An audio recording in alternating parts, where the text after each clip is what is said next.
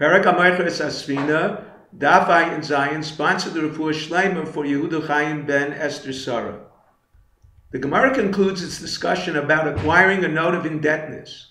Rav Papa holds that the seller, in addition to transferring the note to the purchaser, must write a document of sale stating, Konehu v'chol shibuda devei. Rav Kahana explains without this document, there is no proof he sold him anything other than a bottle stopper. If the purchaser paid more than the cost of paper, it is price fraud, not an indication he sold him collection of the loan. However, Amemar states the halacha is not according to Rav Papa. The transfer of the note suffices for the purchaser to collect the loan.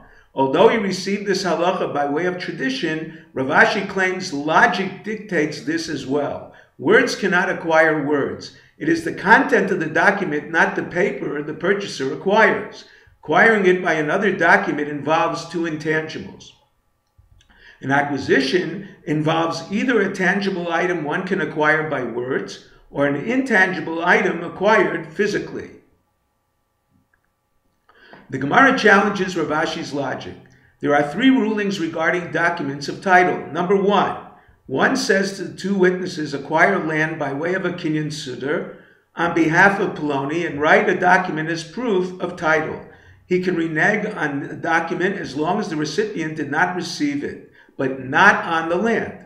Number two, one stipulates acquire the field for Poloni on the condition you write and give him a document as proof, can renege on both.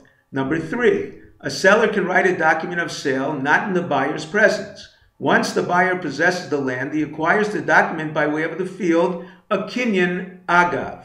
The agreement of the seller suffices to transfer it, even though it is only mili, words. The Gemara answers a kinyan agav is unique. It is as if an acquisition was done to the movable items. The proof is a kinyan agav works for coins, even though a kinyan sudar does not. Money is like a document. It does not have intrinsic value. It is the government's official stamp. Now we move on to a new Mishnah. The Mishnah discusses a sale of a wagon, mules that pull it, and a yoke, oxen that pull it. One who sells a wagon does not sell the mules. One who sold the mules did not sell the wagon.